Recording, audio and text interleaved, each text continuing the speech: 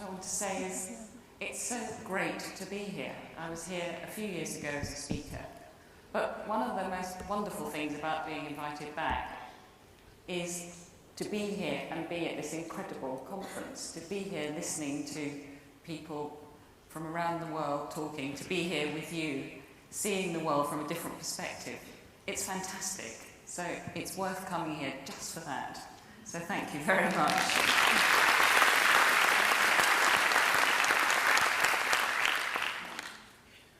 I am here to talk about being human.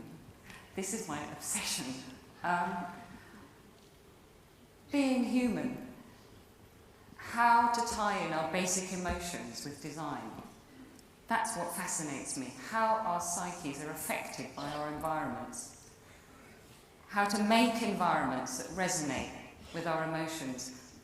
How to make environments that have a strong energy, that have a life, if you like. How to make environments that feel good, or just feel. I don't know if you can see that. Well, that image, it's by a guy called Ben Fry, and it's from an exhibition that's been mentioned before, Design and the Elastic Mind, currently on at MoMA in New York. And it's a visualization of the human DNA, which, as you can see, is 98.7% chimp and 1.27% something different that makes us human. I think it's a fantastic visualization because I think it shows how we haven't come that far. Okay, here we are in these cities that we've built, but it's 5,500 years or so since history began. That's the official time when the first writing was discovered. So we're not going to have evolved that far from chimp. So many of the things that make him feel happy, strangely enough, make us feel happy. And I think the world we're in today, we often forget that. Survival, for example. Appetite is an interesting one. We're hardwired with appetite, which is a problem in our world because food, for some, is readily available. In Britain, at the moment, apparently 1 in 3 10-year-olds is considered obese, and 1 in 4 5-year-olds. And that's a pretty frightening prognosis, quite apart from all the other issues there. But why is that? Obviously, we know it's too much food, it's lack of exercise, and so on and so on. But diets just don't work. We're hardwired to search for food. Food, for most people in the world, is extremely hard to come by, and certainly was historically. So you needed hunger. The only trouble is that in our world, we still have it, and it's only the fridge. Nietzsche said, all evidence of truth only comes from the senses. Our bodies are telling us what we need to survive all the time. The trouble is, it's not adapted to the modern world. Protection, again, a fundamental drive. This is from Maslow's hierarchy of needs. We all feel uncomfortable if we sit with our backs turned to the door. We all head straight for the comfortable chair. That's an animal reaction. And yet, if you go to Milan and you look at the furniture there, how much of it is really appealing to that primal side? Although I have to say, Kita, I would say, is completely outside of that. His, of course, do, and how much so, including Monkey Mountain. Very well named. Love, contact, nurture. We're meant to be together. We're pack animals. Historically, in fact, only to about 100 years ago, people used to sleep together. It was central heating that meant you didn't have to anymore, and bigger houses. But in fact, we love to be together. We love to eat together. Alice Waters in Los Angeles has a project called Edible Schoolyard, where she believes that, as a cook, children can learn everything from food. They can learn how to grow, how to nurture, how to share, how to relate to each other around the cycle of food. And a lot of statistics show that, for example, child crime goes up in housing estates where it's clear that they do not eat together. It's a way of meeting and talking without it being functional. There are some recent statistics that suggest that the divorce rate is dropping in parallel with people eating together more often. And of course, that sweetest sweet, true love. Respect, another one of the primal needs, according to Maslow at least. Respect for our bodies and respect for Earth. Respect for the fact that we live with it rather than on it. Again, Keita's light showed how you can make beautiful things with nature, with water, using its properties, rather than using vast quantities of water that goes into so much industrial production without us even knowing. If we think about water, obviously, there have been such incredible advances in hygiene and so on by having fresh water on tap, but we don't value it anymore. Now we're prepared to buy it in bottles. We don't respect what comes out of the tap. That relationship of respect needs to be readdressed. It's a very human relation, and it creates limits, natural limits. Finally, the idea of self-realization, that thing that makes us different, that human thing, to realize our creativity, that we are both a part of the gang but also separate, that there's something that makes us different. It's time to come out as yourself, because that is what makes you you. And that's true here. You have something very special here, a very particular local DNA. It's time to come out as yourself.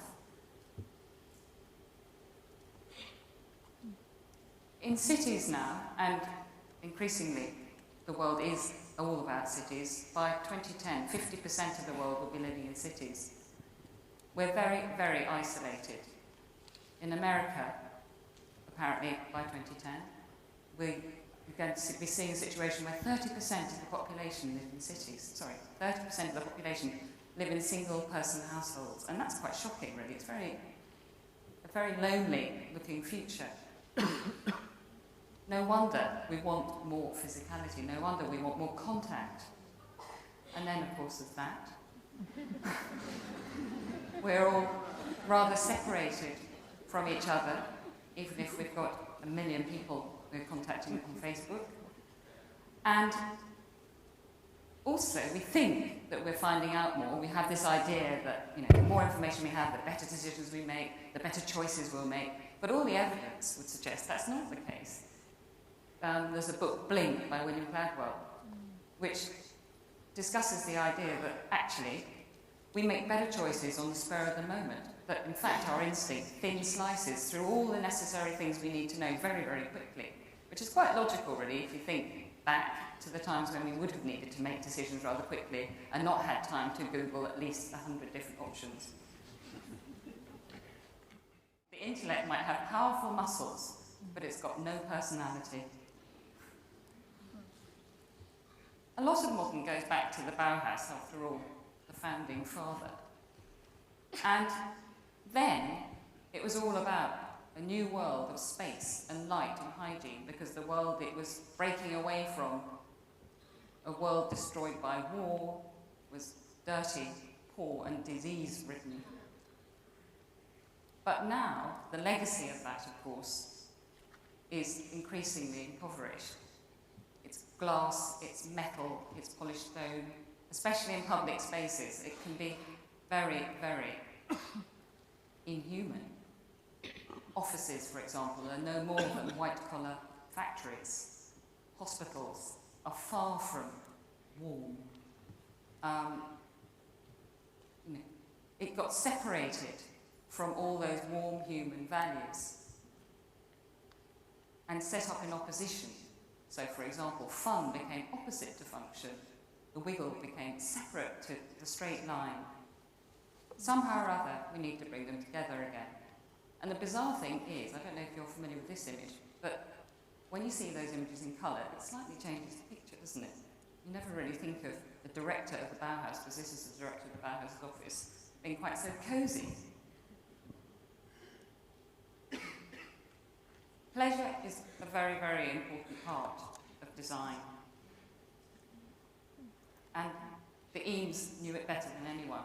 The Aluminium Group still sell probably among the best, if not the best, I think, of the art market office chairs. Whoever said pleasure wasn't functional. You can integrate them. You just need to think that way. You have to mix the left and the right brain. So my DNA. Probably I've been trying to mix the right and the left brain from the get-go. This was my dad, a man who was absolutely against lazy complacency. He was a radical economist and figured that the world just had to keep up with reality, and was constantly amazed by how the world just didn't seem to be in sync with the way that people really lived. And this was my mother, an artist, quite the opposite extreme, the kind of woman who, if she saw a great movie on at the other end of England, even though we didn't have a car, would insist that all 5 children hitchhiked to the north of England to see it, because after all, you have to make an effort.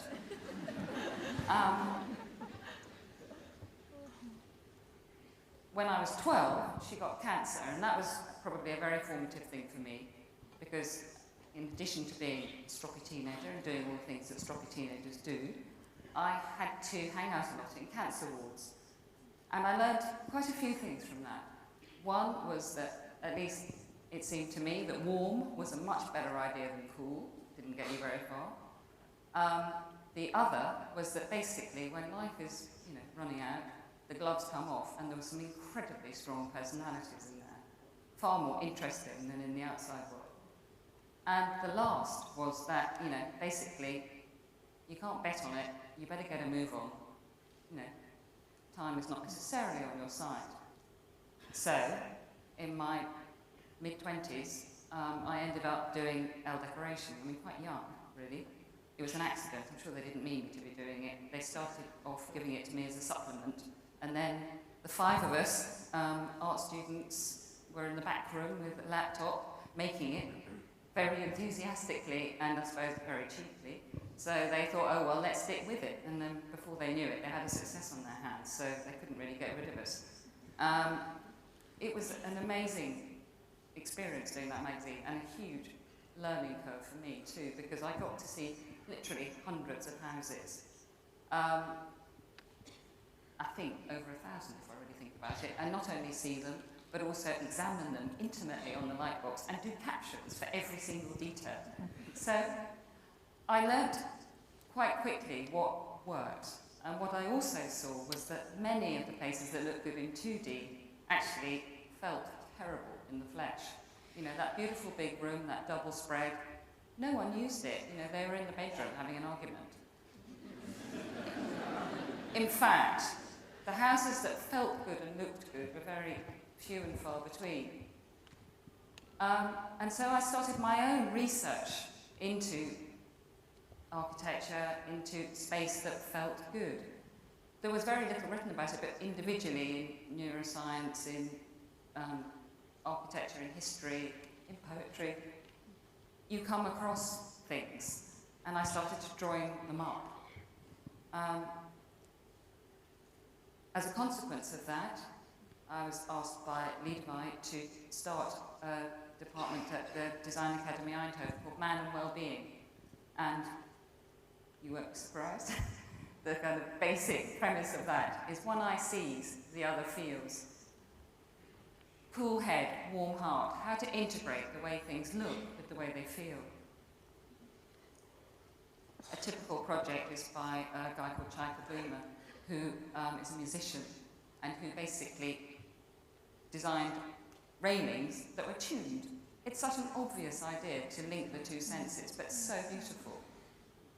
So basically, when the kids run their stick along, it's a musical refrain. So. And then, my studio.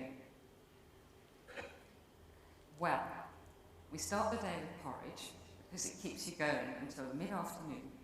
And we all know that porridge is very good for you. I have 11 people working for me, different nationalities, Indian, Chinese, Swiss, German, and English. Different disciplines, 2 architects, an Indian architect, an interior architect, 2 furniture designers, and 2 product designers. And we all sit round 2 big tables. Funnily enough, we used to sit at individual desks, and then when I decided to go for it and get a bit bigger, the only way we could squish into this rather tiny apartment was to do these big tables. And people were a bit resistant at first, but I can't tell you how much better it's made it. We all work together, we squish up, we move along, we help each other. It's amazing how it's changed our way of working. It's much easier than it ever was. And then downstairs, my apartment, which is where we take tricky clients when they just don't seem to be getting the theory. And we find that by sitting them in a nice velvet chair, feeding them quite a lot, they generally come round. So what we do is spaces that are smelt, heard and felt. Spaces that, whichever way you cut them, are the same, whichever sense you apply. Spaces that you feel as well as see. But we always start with context, the DNA, the thing that makes it the thing it is, the unique thing. We always start with that. So, for example, the 10 by 10 project, it's amazing. It's something that I can see could travel the world. But I'm not sure you could ever come to that solution as an abstract theory. It has to have grown out of a real situation, out of a real budget, real experience, real conditions. But I can see something like that being a globally relevant project. What do I do? Good question. I'm not a designer by training. And I don't think I'm an interior designer, although we do interiors. A typical working process, and I'll take you through a few projects, involves us meeting a client when they have really no aesthetic direction and building the idea around who they are, around what they do, building the world, if you like. In some cases, it's been as extreme as us choosing the architect, choosing the gardener, finding the cook, finding their operations manager, choosing their uniforms or getting the uniforms designed, doing the graphics, even doing the photography afterwards to market the whole story, because everything has to feel the same.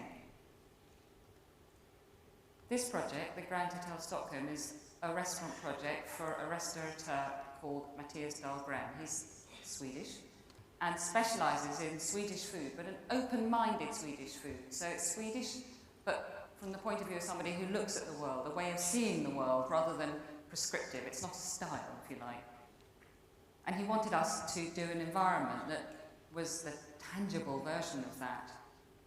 This is the bar that links the 2 restaurants. There are 2 restaurants. There's a fast restaurant and a slow restaurant, and I'll explain that as we go through.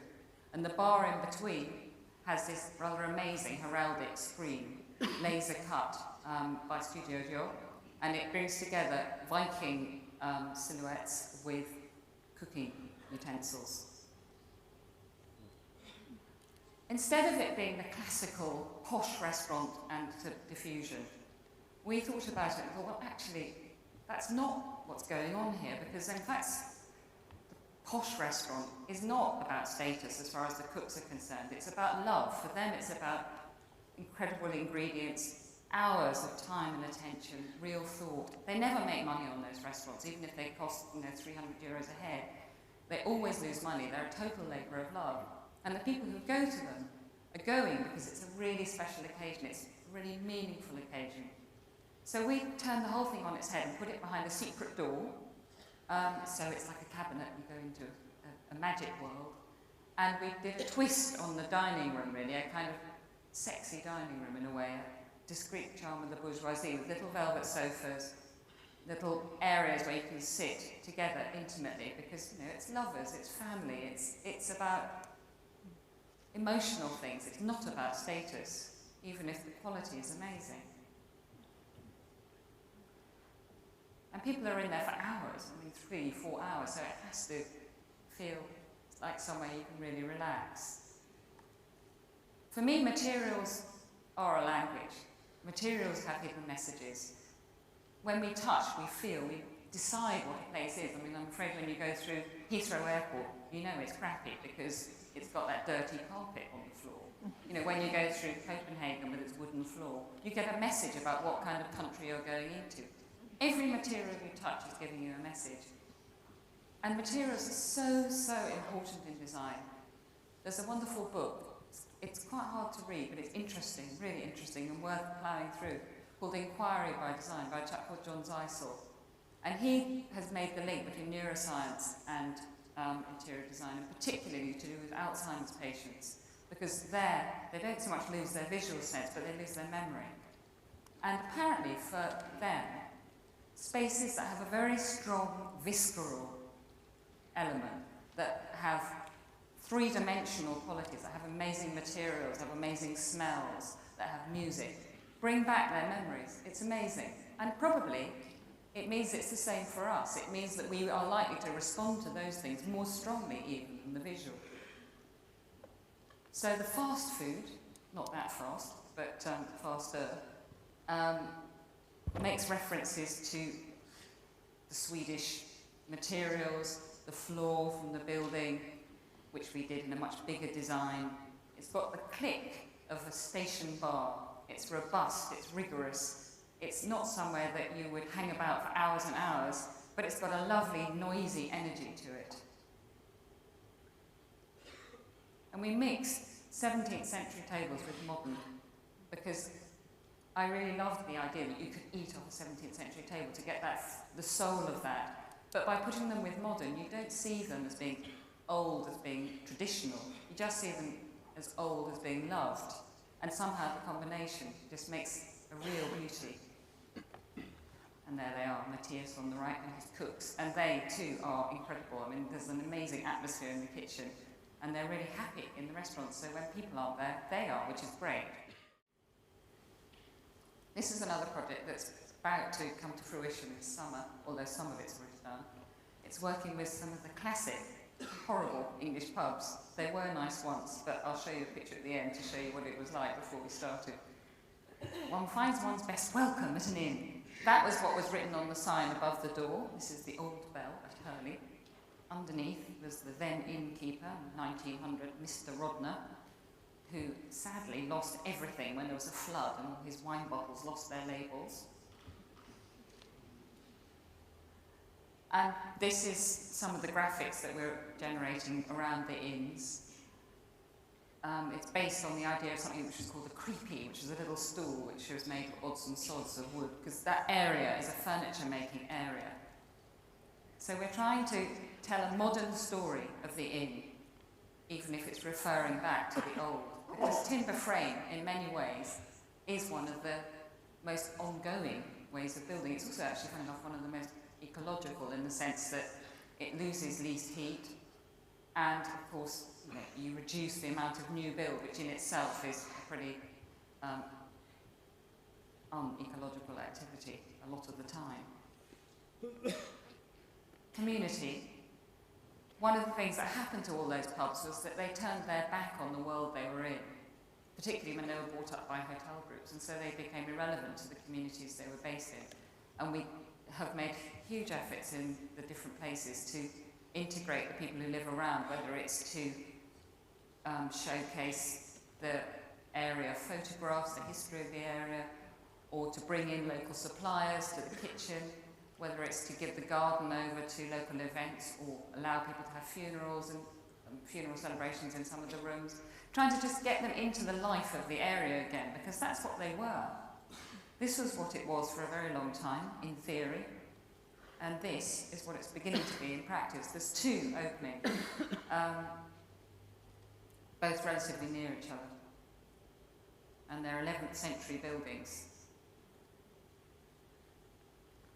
The food is, in a way, a manifestation of the architecture, so it's really English ingredients, but separated, so not heavy like English traditional food used to be.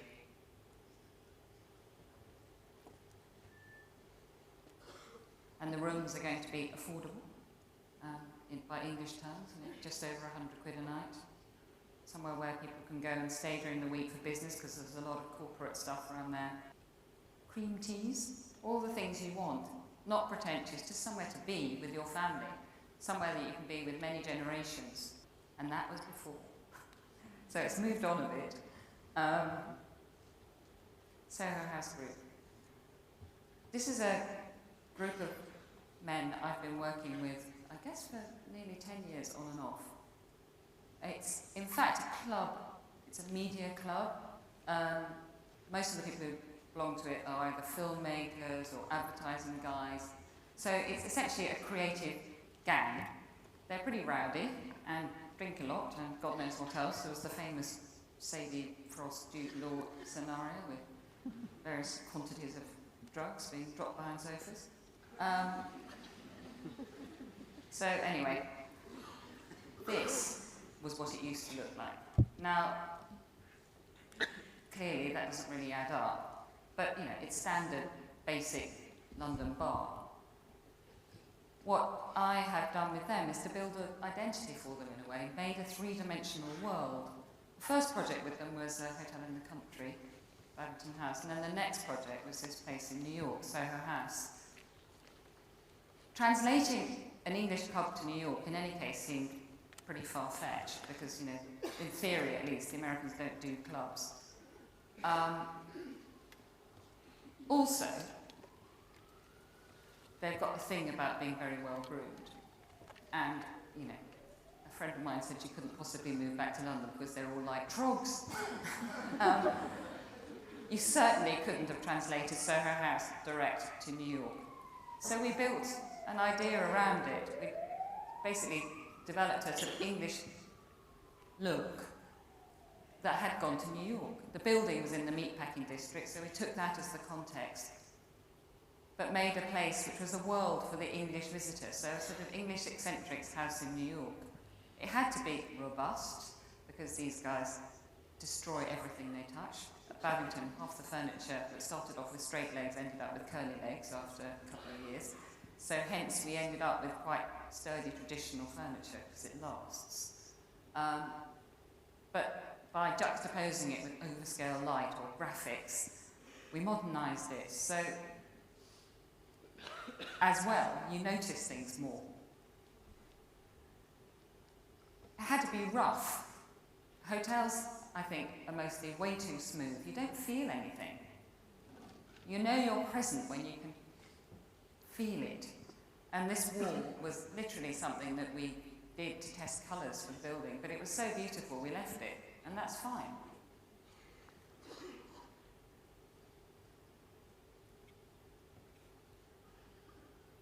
And the bedrooms. It had to work. It had to be functional, as well as look good. These rooms are used more or less as apartments by people who are there working for probably 3 or 4 days at a time, mostly jet lag. Sometimes they've got their kids with them, sometimes they haven't. Sometimes they've got the girlfriend in bed and the meeting on the sofa. So we worked out ways of making it function incredibly well, as look great. I've got a thing about beds. Not only did we always used to sleep together, they were also hugely celebratory things. The famous love nest. They were places where apparently if a duke had fallen out with another duke and he wanted to show that actually they were on speakers again, he would get into bed with the other duke and sort of show it off a bit. So beds have got a huge part to play, I would say, in design. I don't think they get enough attention. Here they were huge, as well as having a huge part to play, and you could have fitted, I don't know, 6 people in probably. Anyway, we used them a lot. And then the conference room. These are usually done in a really dreary way, usually looking a bit like the office, but not at the office, which is kind of bizarre, because people are leaving the office to get away from the office, and then they go to an office. So we made it look completely different. The only thing that had to be true was that it had to be able to be cleaned in 15 minutes. So, if that's the brief, there's a hell of a lot you can do. And last but not least, the pool, which is amazing. Of course, course, that's the finished result. It wasn't quite like that in the doing. These guys didn't have much money, and it was a fairly harebrained scheme, or at least everybody thought so at the time. It's been very successful, but we had so much press when it was being done, saying it's going to fail, it was a disaster, no one would want to go. So, people were quite nervous. Tempers were frayed. They sacked the contractor 3 months before it's finished and decided to do it themselves. They ran out of money half the way through. So 3 months designing their minds, in fact, nearly all the way through, trying to keep them from losing their minds. 9 months detailing and doing lists, well, that's normal. 10 days doing rough and ready room sets to seduce the suits, all these new investors we'd have to take round to persuade that it was really going to be great when all there was a building site. Bringing furniture in, running around with bin bags to stop it from destroying the furniture when it rained. 12 months on site, pretty quick, so we had to come up with a design that wasn't very detailed and tricky to build. 3 months shopping, which I did as much as possible locally. We had obviously some things which had to be ordered in advance, but I also did a lot with local suppliers. I think it's quite important to embed local people into a project. 10 days carrying furniture up 10 flights of stairs. The hotel was on the 3rd to the 6th floor and the lifts weren't working. That was fun. And 12 months waiting to be paid. That was really scary. I used to dream of checks, and I still have projects like that. Because the thing about doing risky projects is that on the whole, the people who take risks usually have risky finances. At that point, my studio was run from my flat, a one-bedroom flat. When everybody turned up, I knew it was time to get up. My meetings with the accountant were held on my bed, because that was the only clear surface. He was quite impressed. I was quite embarrassed. We've moved on a little bit since then, but that was kind of what it took to be able to do interesting projects.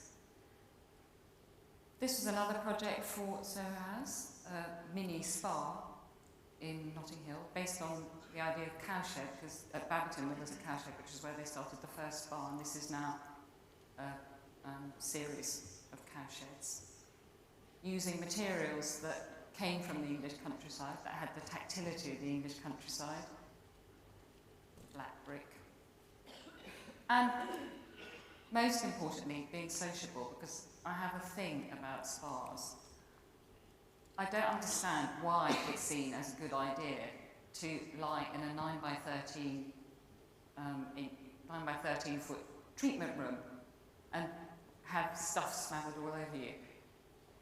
I like the idea of manicures, pedicures, all of that, but surely it should be something that should be sociable, as it is in many parts of the world.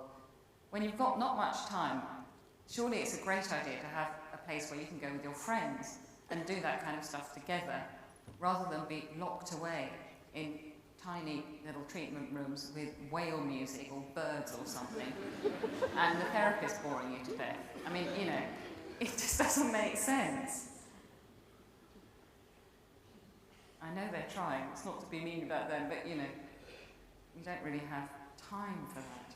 And packaging, we did a whole range of product which has come out of Cowshed. It's needed to have a strong graphic identity because it's going out to retailers with lots of competitive merchandise. It needed to look good together, but it needed to talk about urban nature, about Cowshed, about the herbs from Babbington that go into the mix, and they do. And then the last project for Soho House, Ciccone's. It was a bizarre thing for them to buy, but they did anyway. Failing Italian restaurant, traditional restaurant in the middle of Mayfair. Totally failing. It had a Zen interior, which was bizarre for a North Italian restaurant, and 3 guys drinking brandy in the bar in the afternoon, which was kind of strange since it was sandwiched between Bond Street and Vogue House. So it seemed pretty obvious to me that what you would do is give it its wiggle in its walk, make it a place where your heels clicked and you could swing your hips when you walked in, which is exactly what it is right now. Pick up from Italy, pick up from its roots, from Venice, from Verona, use the materials that are used in those bars.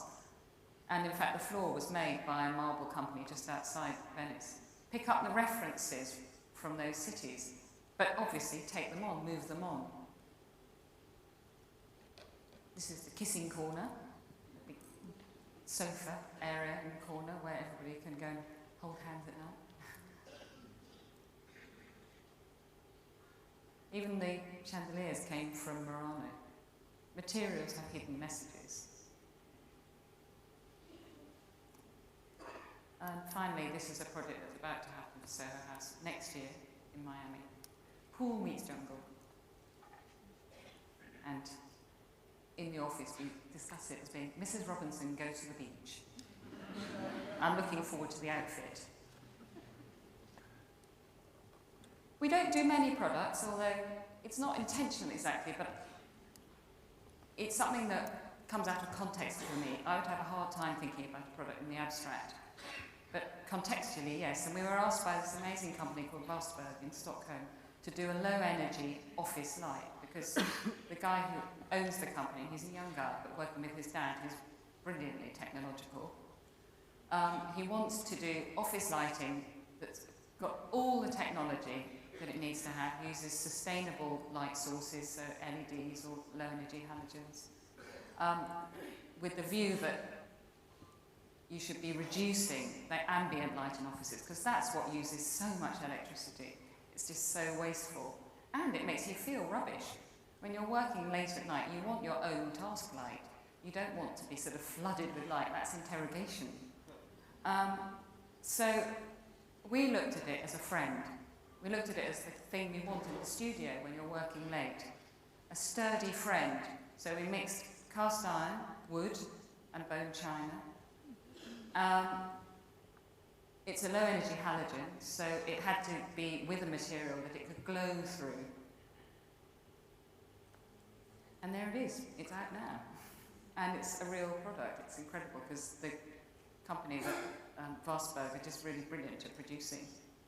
So the prices are all really good. We did them with 3 other designers, James Irvin, Klaus Kavista Runa, Jean-Marie Massot. And they're all really interesting products.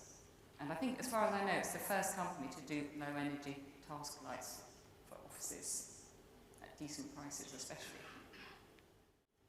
But we don't just do stuff for hospitality and for people who can afford it.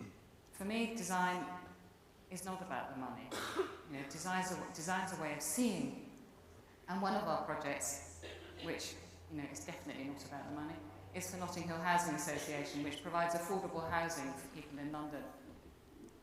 They have a policy now of selling off half their houses to fund the other half. But it's a tricky one for them, because it's all about the community as far as their affordable housing is concerned. But how do you sell community to people who want investment? How do you make them part of the community? Because, it's a bit of a conflict. So we tried to resolve that conflict for them. And we furnished the show flat in Whitechapel, all with local suppliers. So we tried to build on that idea of community to show what great things could come from it and to make it more valuable as an idea. And also out of that project, we're now working on the affordable side and taking over things that really can be used in affordable housing, but just aren't for no real reason. Why not have a really great full-bone-air floor? Why not have sliding walls instead of just being a shrunken version of a normal flat? Why spend £2,000 on a kitchen when, in fact, you can get really quite cheap ones at IKEA? Why not just let people make that decision themselves? All those price decisions count. Why have a sitting room? Nobody uses sitting rooms. Why not make it a kitchen diner and make it feel more spacious? Why have cupboards in the bedroom when you could just do a curtain wall like this? So it's been an interesting project, and I'm hoping that by making the affordable housing section flats more appealing, then maybe those cheap, well, not very cheap in London, but cheapest in London apartments might be slightly better quality, because at the moment they're snapped up by developers and they feel terrible. I mean, the finishes are really, really dreadful, and for no reason. Welcome again, same place as Nipper and Johnny. We did the club room. So this is the guy who invented electricity. I've written it on my hand because I can't remember his name. Nikola Tesla. And it was really just to show how science is set up, and indeed a lot of history is set up as being, you know, the consequence of rational decisions, you know, all those carefully measured experiments, and, you know, it doesn't really look like that, does it? So when we were asked to do the club room, we based it on the idea of the other half of the brain. So instead of it being the cool head, we dedicated it to the warm heart, to serendipity, to non-conformity, to the spaces in between, when discoveries really happen, when the cat knocks over that test tube and suddenly you've got something you didn't know you had. I heard a fantastic story actually about the discovery of aspartame, when it apparently was research for something quite different, and the research assistant was asked to test something, and he thought he'd been asked to taste it, and aspartame was born. That's how things happen a lot of the time. So we did a club room in this big building which houses their library as well as the collection that Nico and Johnny were talking about, and is a place where they can go and work during the day, they have their lunch, where they have get-togethers and bring together art and science, left and right brain, we hope. So nice comfy chairs. And chairs which are called the non-conformist, they're Eileen Bray's one-armed chairs, which in fact are a lot more comfortable than two-armed. And finally, community. We try to do what we can, just on a daily basis really. Not so much big ideas, but just ideas we can do. So, for example, there's a local sports centre. We've made the connection between them and Dulux, who are one of our clients. And Dulux is supplying the paint to redo the whole community centre. I think those daily deeds can sometimes achieve a lot more than big things that you never quite get round to. And as a consequence, we're now on their guest list to the oldies party. You can see my lot dancing in the back. It's completely fabulous. So, to sum up, how do we bring it together? Well, we think context is, you know, one of the most important ways that you can bring together the left and the right brain, because it comes from experience, it's real. Then, design that can be smelt, heard and felt. It must be visceral. And it must be true, through and through. You can always tell when something's not quite right, if one thing just suddenly jars. In the end, it's all about life.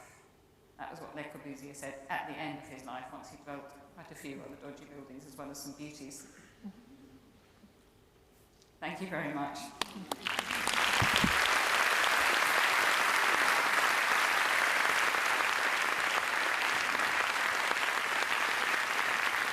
Thank you so much. Thanks for coming back to share your inspiring work with us. We have two questions for you. The first question is, how has the virtual world affected our demand for natural and handmade products, in your opinion? I think it has a lot, because it's about rebalancing, really. We have access to them, first of all, which is amazing. I mean, that network of local producers could never have happened without the virtual, so it's possible. But we yearn for it, we're hungry for it. So it's a paradox, but I think because of the virtual, that reconnection with the natural is now possible, but we also desire it more. Second question, is it possible for interior design to put us in touch with our humanity again and not just shelter us from the human experience? That's what we're trying to do.